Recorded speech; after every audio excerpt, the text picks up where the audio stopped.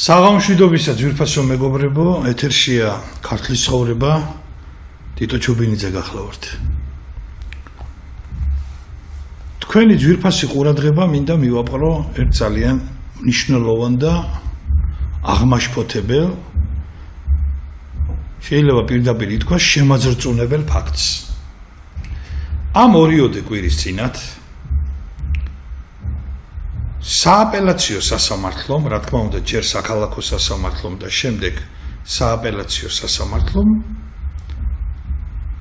გამოიტანა ერთობ სკანდალური, მაგრამ ჩემი აზრით ძალიან ნიშანდობლივი გადაწყვეტილება, რომლის თანახმადაც საქართველოს ყოფილი გენერალური პროკურორი უკრაინაში გადახვეწილი ძებნილი და სააკაშვილის გარყვნილი და დანაშაულებრივი რეჟიმის ხერხემალი ბოროტების ტვინი ზურაბ ადეიშვილი გაამართლა ბუტა რობაქიძის საქმეში. ანუ ადეიშვილი, რომელიც იყო რეჟიმის ბურჯი, სააკაშვილი ადეიშვილის გარეშე საჭმელს არჭამდა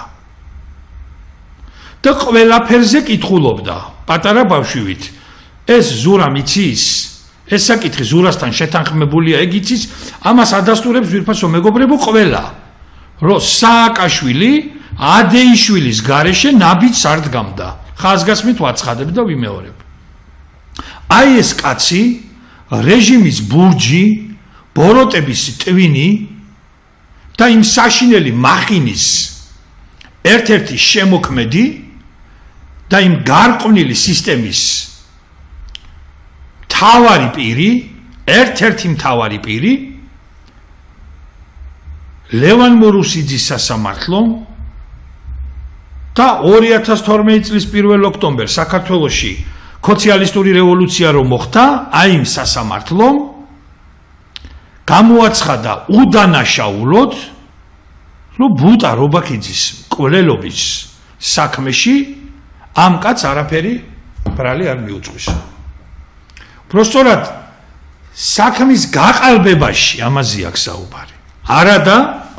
არადა საქვეყნო ცნობილი ფაქტია და ამის შესახებ ოფიციალური ჩვენებებიც არსებობს, პაიციოლო მეგობრებო, რომ მაშინდელი დიდუბე ჩიღურეთის რაიონული პროკურატურის გამომძიებელს ბატონ შალვა ნიქაბაძეს, რომელსაც მე პირადად ვიცნობ.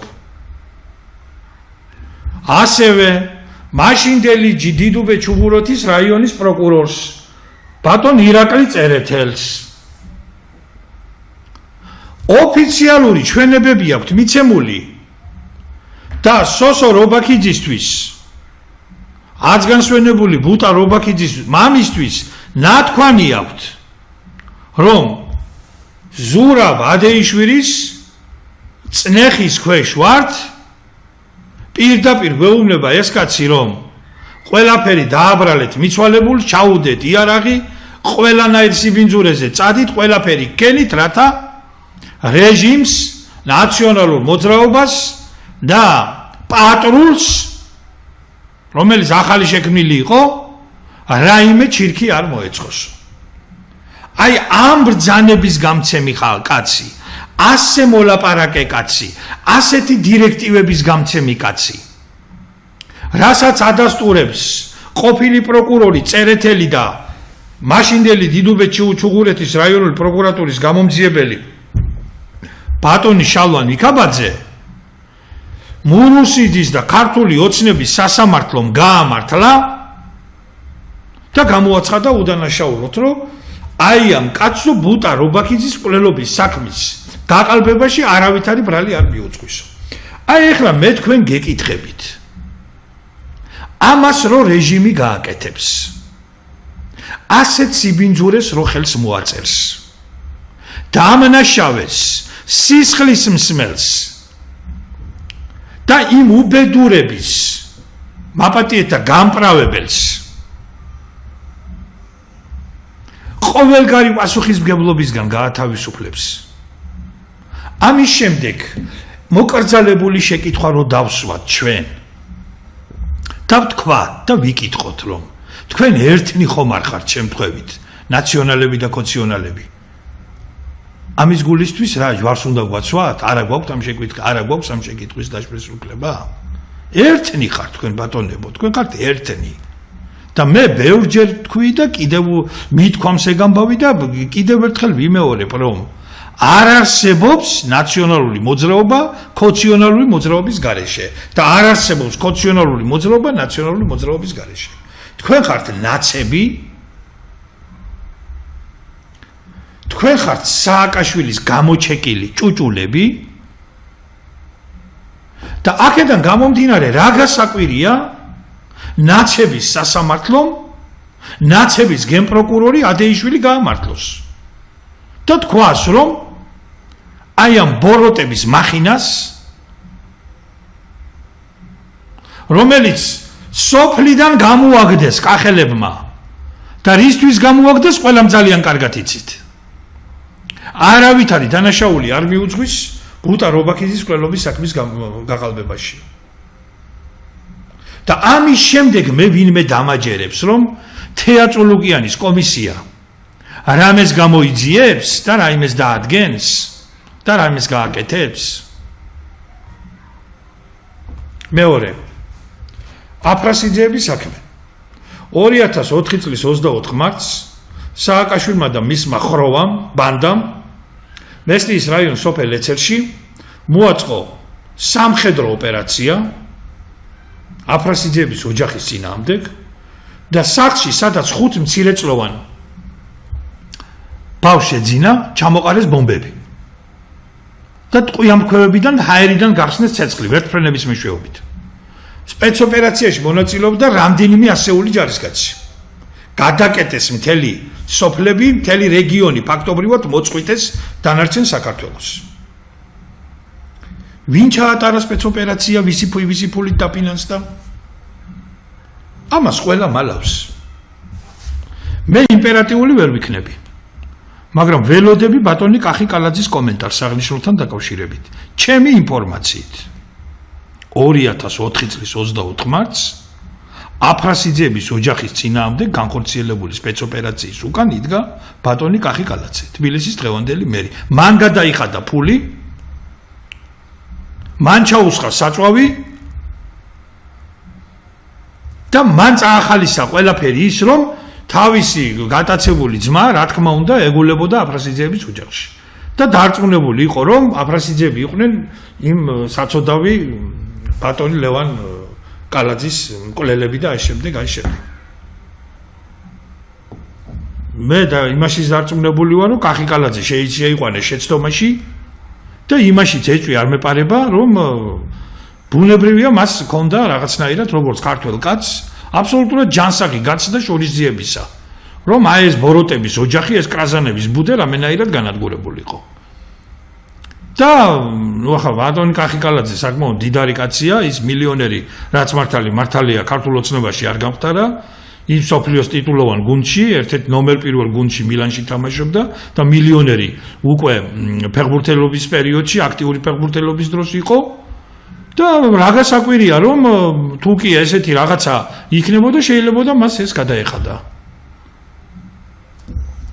ამიტომ ისე არის ეს ყველაფერი ერთმანეთში გადაბმული და გადაკვანძული მე იმას კი არ ვამბობ რომ ხა კახი კალაძეს ეჭირა ხელში ტყვიამქვევი და ისა აფრასიძეების ოჯახი ჩაცხრილა თქვა არა მაგრამ ჩემს ხელთ არსებული ინფორმაციით და ნუ ყოველ შემთხვევაში ხა მე საბუთი არ მაქვს ხელში და ამ საბუთს ვერ მოვიტან მაგრამ კახი კალაძე რომელსაც ჰქონდა სენტიმენტები ნაციონალური მოძრაობისა და სააკაშვილის რეჟიმისადმი და ფაქტობრივად ძალიან აქტიური მხარდამჭერი იყო თავის დროზე მოგეხსენება თქვენ ახლა ამის კადრები არსებობს და ეს ყველაფერი ჩვენ თვალით ნანახი გვაქვს და ბატონმა კახი კალაძემ ეს ოპერაცია ჩემს ხელთ არსებული ინფორმაციით დააფინანსებინეს შეიძლება მოხდა მათ შორის ესეთი გარიგება რომ კახი თუ გინდა რომ ეს ჩვენ გავაკეთოთ მოდი სახელმწიფოს უჭირს და მოგვეხმარე რაღაცაში და ეს კაციც მიეხმარა ამაში არაფერი გასაკვირი არ არის. მაგრამ ეხლა ეს ისე არის გადაკვანძული ერთმანეთში და ისე არის არეული და აბურდული.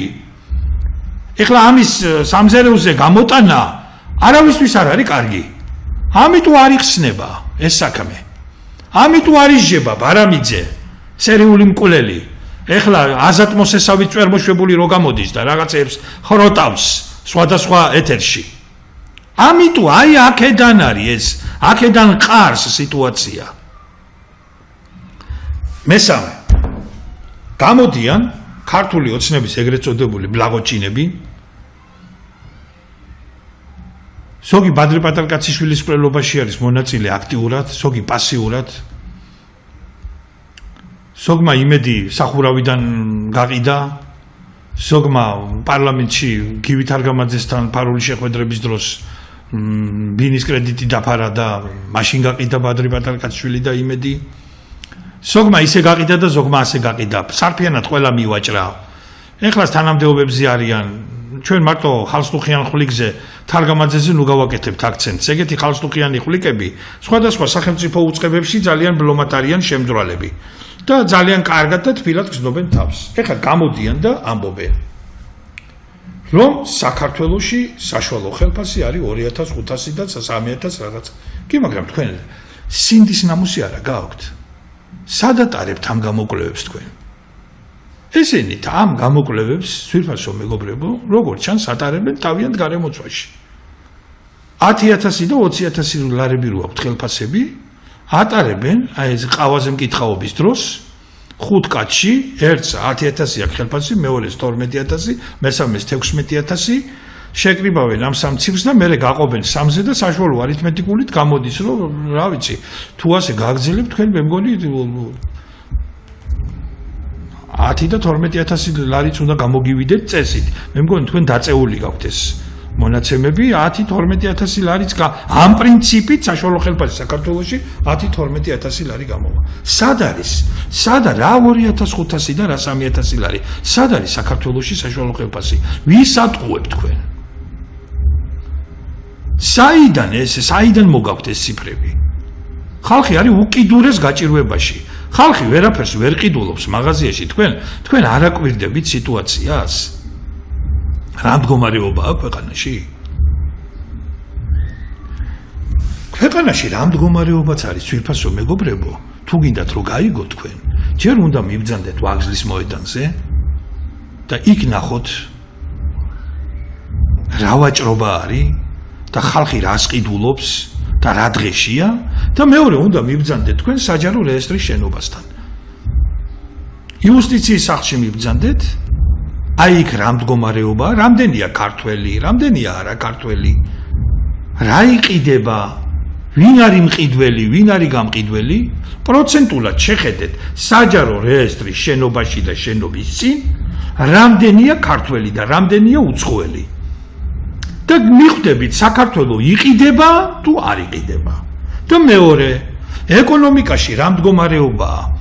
იმაში ნუ კი მიდიხართ რაღაცა გაპრიალებულ სუპერმარკეტებში და ეგრეთ წოდებულ რაღაც მოლებში და ასე შემდეგ მინდვრებში. აგერ მიბრძანდით ვაგზლის მოედანზე და ეს არის ბარომეტრი ქვეყანაში არსებული ეკონომიკური მდგომარეობის შესახებ. ეს არის ბარომეტრია ეგ. აი ეგ არის. და ნუ აბნელებთ ამ ქვეყანას და რაღაც სისულელებს ნუ ლაპარაკობთ. თქვენ ეგ არის ტყუილები ყველაფერი.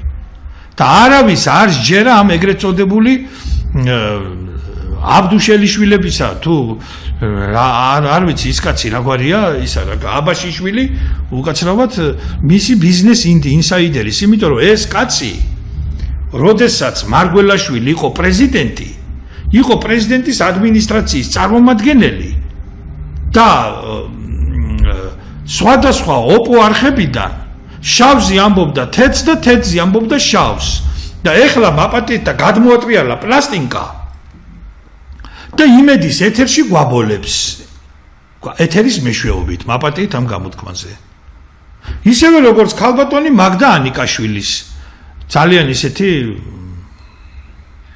რო იტყვიან გაკაპასება ჩვენ გესმოდა, ცოტა ხანი უმუშევარი იყო, მაგრამ მე დაასაქმეს აგერ ბატონო იმედზე და ეხლა ისე დავარცხნილი და დამშვიდებული მწყაზარი სახით გამოდის და გვიყვება ზღაპრებს. მაპატიეთ და მანაც გადაატრიალა პლასტინკა. ქალბატონმა ინგა გრიგოლიამ საერთოდ ყველაფერი გადაატრიალა. ანუ პრინციპია, ანუ მორალური რაღაც კატეგორია ზღვარი წაშლილი არის აქ. არ არსებობს. ესე იგი დღეს ერთს ლაპარაკობს, ხვალ მეორეს ლაპარაკობს, მერე იმას ილაპარაკებს, მერე იქიდან ნაციონალებიდან კონციონალებში წავა, კონციონალებიდან ნაციონალებში წავა, ასე ჩემო მანასეო, ხან ისეო, ხან ასეო და ამასობაში თვალსა და ხელშუა პატარავდება შაგრენის ტყავივით ჩვენი სამშობლო და კაცი პატრონი არ არის. ესე იგი პარლამენტში სრულიერ ცვლოვნება და ერთხმოვანება არაფერი ბატონო, არ გეტკინოთ არაფერი. და ნუ ახლა მთავრობაში კიდე ხედავთ რა მდგომარეობაც არის, სადაც კი ჩაატარეს შესაბამისი გამოძიება თუ რაღაცა აუდიტის სამსახური შევიდა, ყველგან საშინელი დარღვევები, ყველგან კორუფციის ჭაობი, ყველგან დაწებლები, ყველგან ბიუჯეტის ვირთხები, ყველგან უბედურება, ყველა დასაჭერია. არ არსებობს უწყება, არ არსებობს სამინისტრო. ერთი კვირის წინათ მოგახსენეთ და ეხლაც ვიმეორებ, არ არსებობს უწყება, არ არსებობს სამინისტრო, სადაც პატიოსანი აუდიტის სამსახურის წარმომადგენლები შევლენ და კაცი ვინმე გადარჩება დაჭერას. მე ესე იგი ფულის ასეთი სიყვარული საქართველოს ისტორიის ასე თუ ისე ყველა ეტაპს ნორმალურად კარგად ვიცნობ, მაგრამ აი ფულისადმი ესეთი გიჟური ლტოლვა, რაც დღეს შეიმჩნევა და რასაც დღეს ქართული საზოგადოება ამჟღავნებს, მე არც წამიკითხავს და არც გამიგია ამის შესახებ. გასაგებია, რომ ქართველები ხშირად ღალატობდნენ სამშობლოს, მაგრამ ის მოღალატეც რაღაცნაირად პოლიტიკურად იყო მოტივირებული. მაგალითად, კახა გამრეკელ თორელი ნაძირალა როცა საქართველოს მტრობდა ტაშისკარის ბრძოლაში, მაშინ ის პოლიტიკურად იყო მოტივირებული. და მივიდა მონღოლებთან და უთხრა, რომ ქართველებმა ომიო, არიცი, ქართველებს როგორ უნდა მოუგოთ თქვენ ბრძოლა, არიცითო და ჩვენ ვიცითო და ჩვენ მიგვიშვითო და ჩვენ დავამარცხებთო და ნუ ახლა ამას რო კაცი გააკეთებს ახლა და ამას აკეთებენ ესენი ახლა დღეს კანდელაკები, ნატალია საბანაძეები, ვანო ჭყიკვაძეები, ნინო ლომჯარიები, ეკა გიგაურები და მაშინ კახა გამრეკელ თორელს ფური არ აუღია. ის მოღალატე იყო, ტიპური მოღალატე იყო. გამყიდველი. სხვათა შორის არც კახაბერ ყორღანაშვილს აუღია ფული, როცა ფარცხისის ბრძოლაში სიმონ მეფე გაყიდა. მაგრამ ესენი ამას ფულის გულისთვის აკეთებენ. ფულზე ყიდიან სამშობლოს. აი ამაშია, ესე იგი ერთი კვირის წინ მოგახსენებდეთ ამის შესახებ და ეხლაც ვიტყვი იმას, რომ ესე იგი ვიღაცამ ჩვენ აგვაფეთქა ნაღმზე, დაგვიდო ნაღმი ფულის სახით და გვაქცია მამონას მონებად. და მთელი ქართველი საზოგადოება, ქართველი ერი აფეთქდა ამ ნაღმზე. აი ეს არის ჩვენი ტრაგედია. მე არ ვიცი აი ამ პრობლემის, ამ უბედურების შესწავლას, გასიგრძეგანებას, გათავისებას, გამოკვლევას ალბათ დასჭირდება მეცნიერთა მთელი თაობა და კასკადი. სერიოზულად მოაზროვნე ფიგურების მთელი კასკადი. აი ამის შესახებ მინდოდა მე დღეს მომეხსენებინა, ეს იყო ჩემი მთავარი სათქმელი, მაგრამ ამით მე არ ვამთავრებ რა თქმა უნდა და კიდევ მინდა რამდენიმე მეტად საინტერესო პრობლემაზე მივაპარო თქვენი ძვირფასი ყურადღება.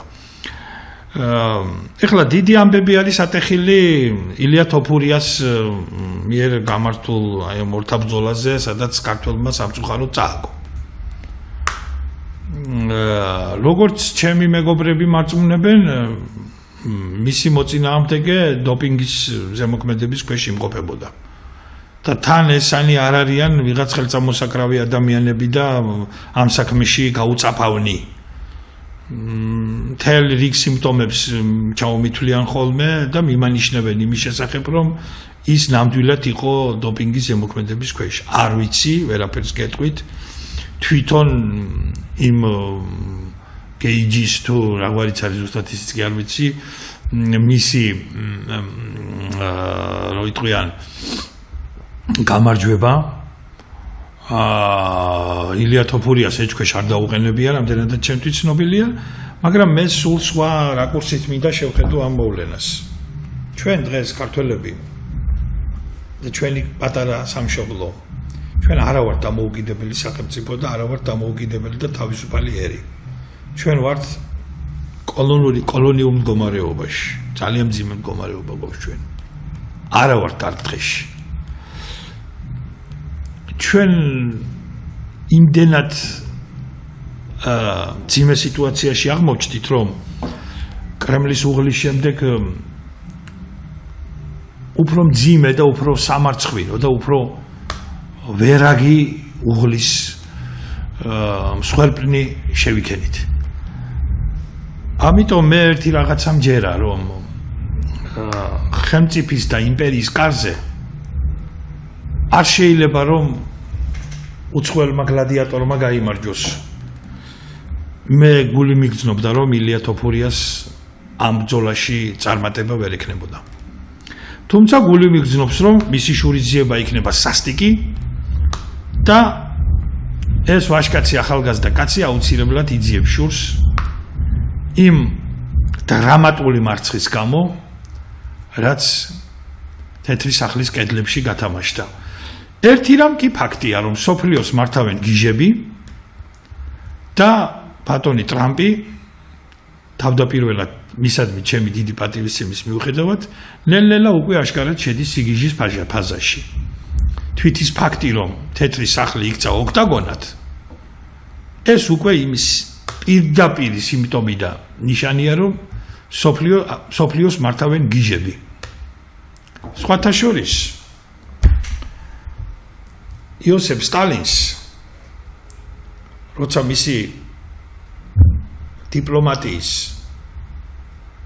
და მისი პოლიტიკური გამარჯვებების ტრიუმფი დადგა პოცდამის კონფერენციაზე, მოწინააღმდეგეებიც ღირსეული ჰყავდა. მათ შორის უპირველეს ყოვლისა პრემიერი ჩერჩილი. როდესაც სტალინი გარდაიცვალა, ცნობილი ფაქტია, ჩერჩილმა განაცხადა, რომ პოლიტიკაში ჩემს მოღვაწეობას და მონაწილეობას აზრით აეკარგაო, იმიტომ რომ მოწინააღმდეგე არ ამყავს. და ეხლა ძვირფასო მეგობრებო, არის გიჟების დოღი მსოფლიო პოლიტიკაში. აქ უკვე არ არის იმაზე ლაპარაკი, ვინ სერიოზულია და ვინ უკეთესია და ვინ უარესი. აქ მხოლოდ იმაზე შეიძლება ლაპარაკი იყოს, ვინ უფრო გიჟი არის ერთმანეთზე. ვინ უფრო გიჟია, შოლცი თუ მაკრონი, ტრამპი თუ ის ფონ დერ ლაიენი. ერთადერთი ბძენი პოლიტიკოსი მთელ ამ საგიჟეთში ზელენსკი თუ პუტინი.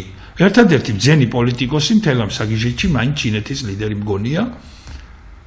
ჩინეთი დიდი ნაბიჯებით მიიწევს წინ. მისი ეკონომიკა უკვე მეორეა და აკაკუნებს ამერიკის ალაყაფის ჭიშკარზე და მალე გახდება პირველი. და მე ვფიქრობ, რომ ჩინეთის გამარჯვებას და სვლას ამხრივ ვერაფერი შეედრება.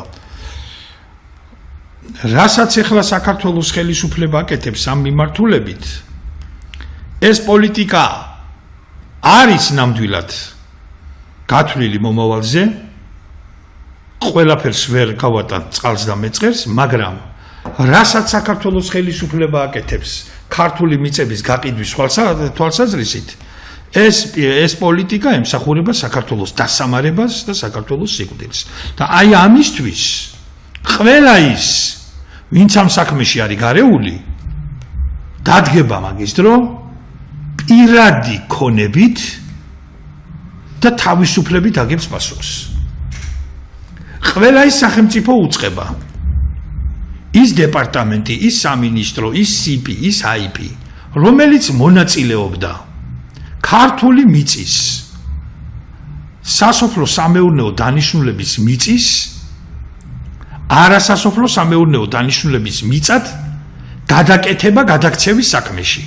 ყველანი უმაღლესი ჩინოსნიდან დაწყებული პატარა კლერკით დამთავრებული, პატარა ჭანჭიკით დამთავრებული აგებთ პასუხს და მიბრძანდებით ვირის აბანოში ბატონებო და ქალბატონებო. ეს დღე აუცილებლად დადგება. ისევე როგორც ვირის აბანოში მიბრძანდებიან სამშობლოს მოღალატეები ივერი მელაშვილი და ნატალია ილიჩოვა და ასევე ის ზემდგომი თანამდებობის პირები, რომლებიც დღეს იმალებიან. ილიჩოვა და მელაშვილი ზემდგომი თანამდებობის პირების ბრძანების და ნებართვის გარეშე ვერ გაამრუდებდნენ საქართველოს საზღვრებს დავით გარეჯის მონაკვეთში. ამას ისინი ვერ იზამდნენ. რუკები როგორ გადამალეს, არქივებიდან როგორ გამოიტანეს ეს ყველაფერი დალაგდება, ყველაფერს ნათელი მოეფინება და ყველა აგებს ყველაფერზე პასუხს. ამას თქვენ ვერცერთი ვერ გადაურჩებით და თქვენ მოგიწევთ ამაზე პასუხისგება. ორი აზრი არ არსებობს, კიდევ ერთხელ ვიმეორებ, თქვენი ქონებით და თქვენი თავისუფლებით. სხვათა შორის დავით გარეჯის თემა ამ ხელისუფლებამ მიაფუჩეჩა. ჩვენი მიზანმიმართული და არაერთგზის მცდელობის მიუხედავად ხელისუფლების ძლავრმა საინფორმაციო მანქანამ და იმ მანქანებმა, რომლებიც ამ ხელისუფლების სამსახურშია, ეს თემა ქართველი ხალხის თვალწინ მიაყურისძირა, ვითომ არაფერი მომხდარა, ვითომ ყველაფერი დალაგებულია, ვითომ ყველაფერი დავარცხნილია და არავითარი პრობლემა საქართველოს არ აქვს. არადა პრობლემა არის. და ეს ყველაფერი შეფუთულია, შესუდრულია ეგრეთ წოდებული გაურკვეველი სტრატეგიული თანამშრომლობისა და მეგობრობის მანტიით. არავითარი ესეთი რამ არ არსებობს ბუნებაში. არავინ არავის მეგობარი არ არის. სახელმწიფოებს შორის მეგობრობა არ არსებობს, ეს ცნება სახელმწიფოებს შორის არსებობს მხოლოდ სტრატეგიული ინტერესები. შენ ხარ ჩემი მეგობარი მაშინ, როდესაც მე ეს მაწყობს და შენ ეს გაწყობს და ხელს გაძლევს.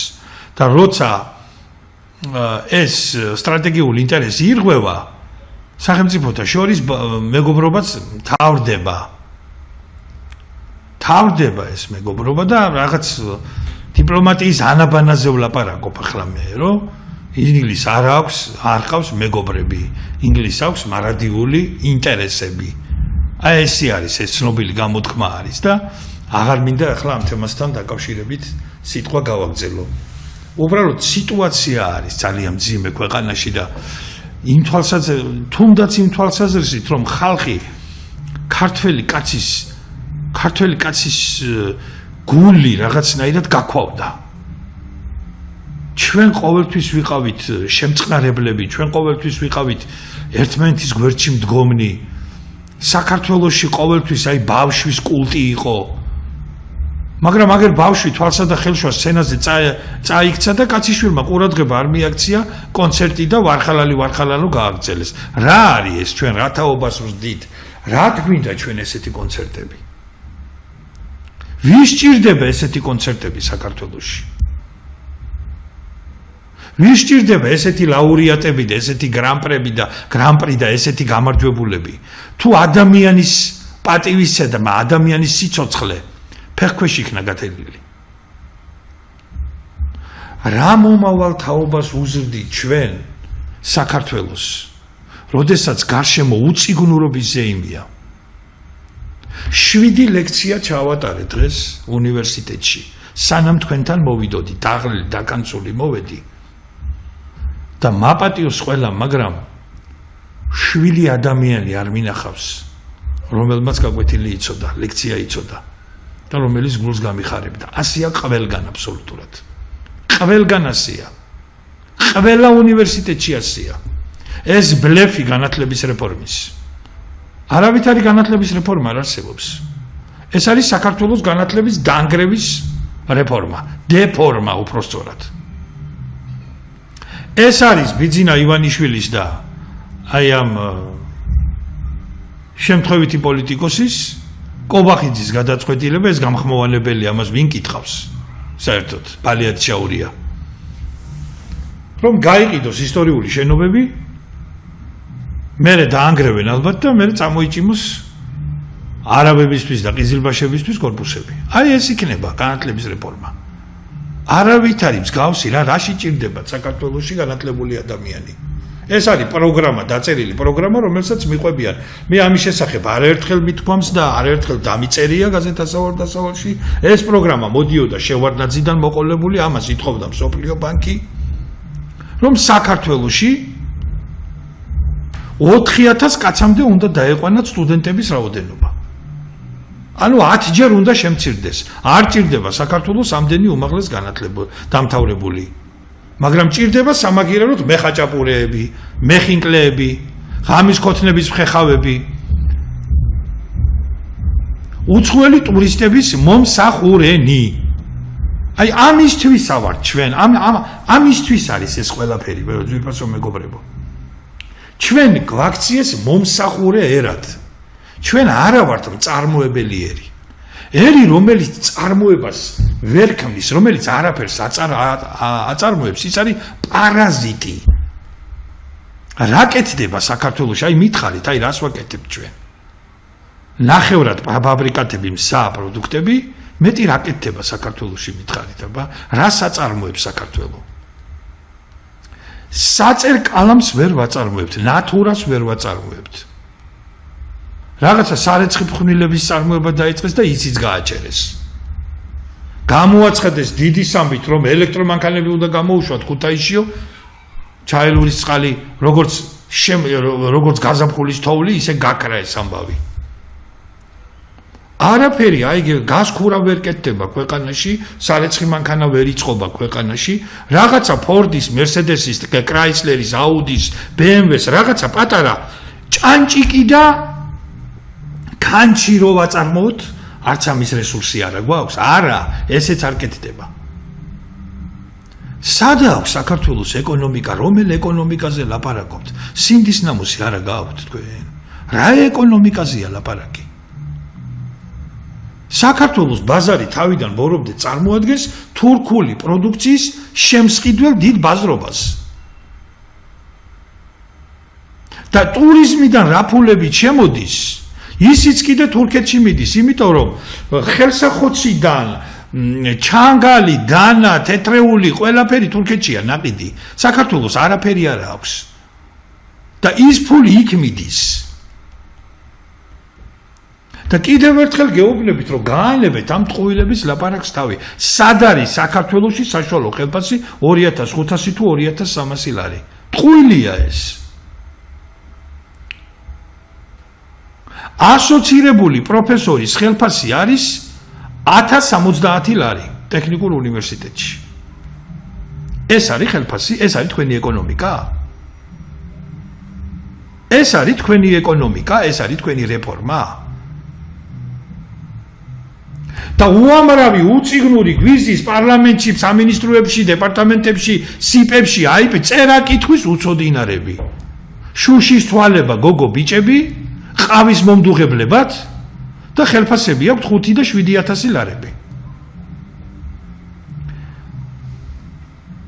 ეს არის თქვენი ეკონომიკა, ვის ატყუებთ თქვენ? ვის ატყუებთ თქვენ? გარიგებულები ხართ. შეთანხმებულები ხართ. როგორც სოფიო ხუნწარია იყო ქართული ოცნების წევრი და ნაციონალებში გადახდა. ჯერ ნაცი იყო, მერე კოცებში გადმოხდა და მერე ნაცებში გადახდა. აი ამ ხალხით კულტურის სამსახურის ყოფილ უფროსზე, მერიის კულტურის სამსახურის ყოფილ უფროსზე ქალბატონ ხუნწარიაზე, მე მგონი არ მეშლება გვარი. და თუ მეშლება მოდი შვიხდი. აი ამ ხალხით ყავთ გამოტენილი ყველა დეპარტამენტი, ყველა სამინისტრო და ყველა უწყება და პარლამენტი. კაცი არ არის, ვინც თავისი იდეების და ვინც თავისი პოლიტიკური წამსის და შინაგანი კონსტიტუციის ერთგული იქნება. ეს არის მიეთ-მოეთი ხალხი, რომლებმაც გამოიარეს ყველა ბინძური პარტია თუ რეჟიმი და ემზადებიან იმისთვის, რომ კიდევ ახალ სიბინძუროში შერგონ თავი.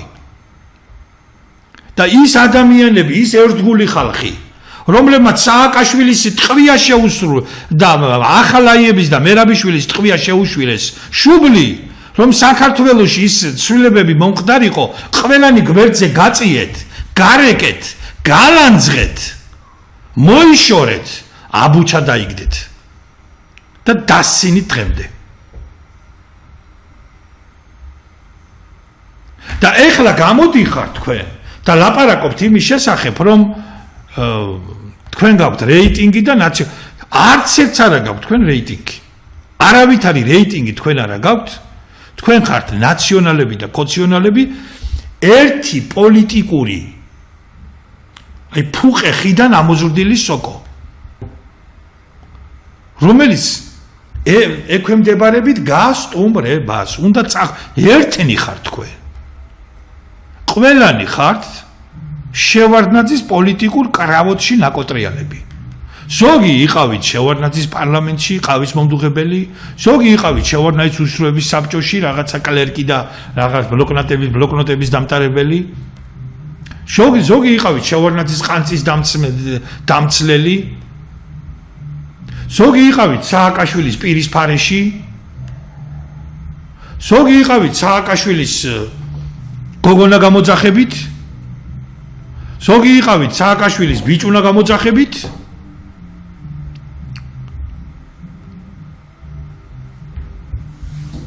ამიტომ გაქვთ ღრმა იდეური არაზნეობრივი და პოლიტიკანური ერთობა. ხართ ერთნი. და მე საქართველოს მოსახლეობას ვეუბნები, რომ დავფიქრდეთ ჩვენ ამაზე. ჩემთვის ეს არის ძალიან მძიმე, მე რასაც ახლა ვლაპარაკობ. იმიტომ რომ მე ვიყავი ამ ხელისუფლების ერთ-ერთი აქტიური მხარდამჭერი.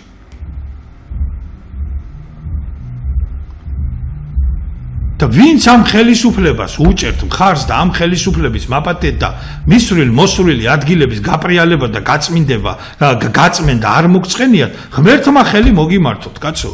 თქვენ ამას ტყუილად რო არაკეთებთ, ისიც ძალიან კარგად ვიცი. და რა კონვერტები და რა ჯორკიდებულები მოგდით სახში, ეგეც ცნობილია. აბა ის 1200 კონვერტი იქ ლილვაშვილის ნათესავის სახში რო იპოვეს და თქვენი გვარები და სახელები რო ეწერა, ზედა დოლარებით იყო გამოტენილი. ის 1200 კონვერტი კი არ დაკარგულა, კაცო. იმ 1200 კონვერტს კიდე არიგებენ. და ექსია არსებობს. უკვე მე რამდენით ვამბობ ამას ამ ეთერში. ის კონვერტები დღემდე რიგდება. ძალიან კარგად იცით თქვენ. და გვარები და სახელები ცნობილია თქვენი.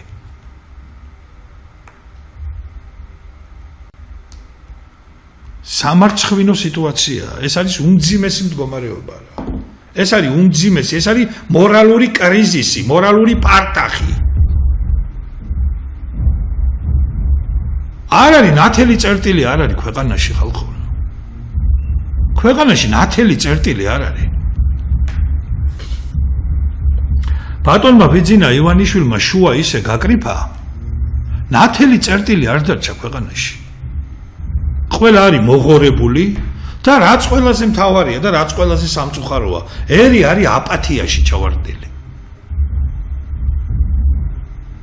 აი არ არსებობს რაღაცა ნიშანსვეტი, რომლის გარშემო შეიძლება ქართველი კაცი დღეს გაერთიანდეს, ისი არის საზოგადოება გულგატეხილი.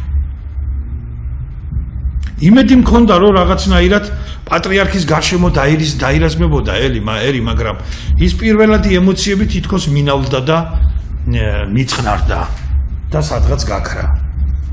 პოლიტიკური ლიდერი არავინ ჩაძს. არ არის ის ესეთი, რომელიც იტვირთებს რაღაცნაირად მასების გაძღოლას და აყოლიებას. არ არის ესეთი კაცი.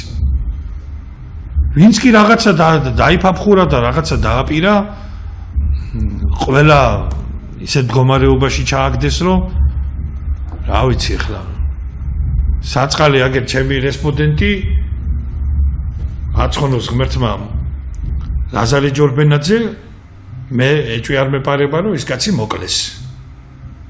სულ მაგას მეუბნებოდა რომ მე თავი გადადებული მაქვსო საქართველოს ღუპავენო, საქართველო იყიდებაო, საქართველო გაყიდულიაო და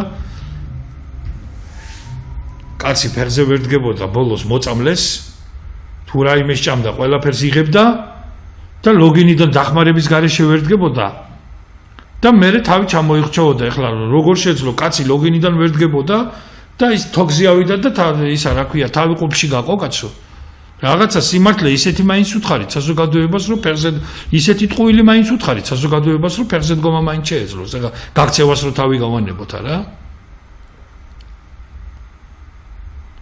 არ ვიცი აი ღმერთმა ხელს ხელი მოგიმართო ძირფასო მეგობრებო მაგრამ ძალიან გულგატეხილი ვარ რაღაცნაირად იმედი თითქოს კიაფობს და ღმერთის იმედი ყველას უნდა გქონდეს და ღმერთმა იმედი ნუ მოგვიშალოს მაგრამ ამ წუთში არის ძალიან ისეთი გაჭედილი სიტუაცია ძალიან ძიმე სიტუაცია იმიტომ რომ ვერ მოხდა მთავარი მე არავის არც ეშაფოთზე ასვლას ვითხოვდა არც გილიოტინაზე უბრალოდ ეს დამნაშავეები არ ისჯებიან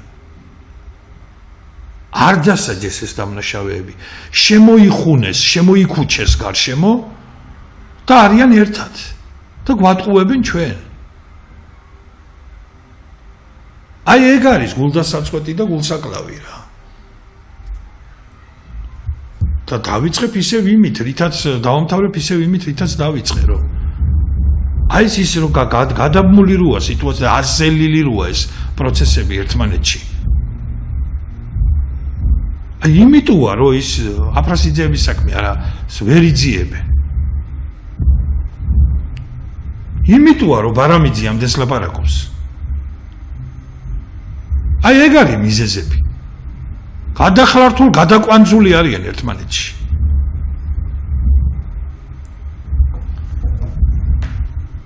ერთმა პატარა ბიჭმა შეჭამა უზარმაზარი ფულები და აიშენა ბეთანიაში აგერ სახლი ხმალაძემ და კაციშვილი პატრონი არ არის არავინ არაფერს არ ეკითხება მეორე ბიჭმა გაყიდა ქართული მიწები დაკრა ფეხი და იტალიაში სოკალის პრეზიდენტი არის კაციშვილი პასუხის გამცემი არ არის მესამე კაცმა ფარცხალაძე რო ერქვა შეჭამა მთელი საქართველო თუმე უბედურება იყო გარშემო შემოიკრიბა დაკრა ფეხი და წავიდა და რამდენი მილიონი გაიყოლა თუ მილიარდი კაცმა არის ის კაციშვილი ხმის გამოცემი არ არის რით ვერ ამოლიეთ ეს ნარკომანები ეს ნარკობარიგები კი მაგრამ რა ხდება ამ საქართველოში ბოლოს და ბოლოს კაცო რამდენჯერ უნდა გითხრათ ძვირფასო მეგობრებო რომ სანამ საქართველოში ნარკობარიგების წინააღმდეგ არ გამკაცრდება კანონი და ქონების კონფისკაციით არ აგებენ პასუხს მანამდე არ იქნება საშველი გეუბნებით რა გამკაცრეთ კანონი მოკლედ აი ამ პრობლემებით აი ამ უბედურებით გახუნძლული ქვეყანა ტორტმანებს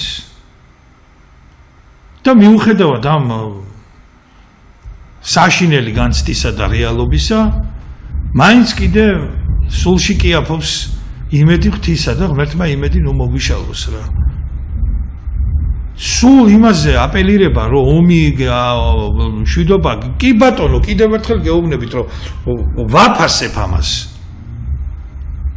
რომ ეს ირაკლი ღარიბაშვილის დამსახურება არის და ბიძინა ივანიშვილის დამსახურებაა რომ ომი არ არის მართლაც და აი უბედურებაში ამ სამშობლოს მოღალატეებს რო უნდოდათ იქ ეს ნინო ლომჯარიებს და მის მხარდამჭერებს იქ ბომბების წვიმა რო უნდოდათ რუსთაველზე ქვეყანა მაგაში არ არის ჩაფრული დასაფასებელია კი ბატონო მადლობა ამისთვის მაგრამ არ კმარა ბატონებო ეს ეხლა თუ მაგას გადაგვაყოლეთ მაშინ ეხლა გინდა გელშეუჭამი ხარ და გინდა გლისპერტურასო რა მნიშვნელობა აქვს ამას მიხედეთ ამ კორუფციას და ამ უბედურებას. ქვეყანა წალეკა ამ კორუფციამ, კაცო. ღმერთმა ხელი მოგიმართოთ. გემშვიდობებით მომავალ შეხვედრამდე. ბედნიერად.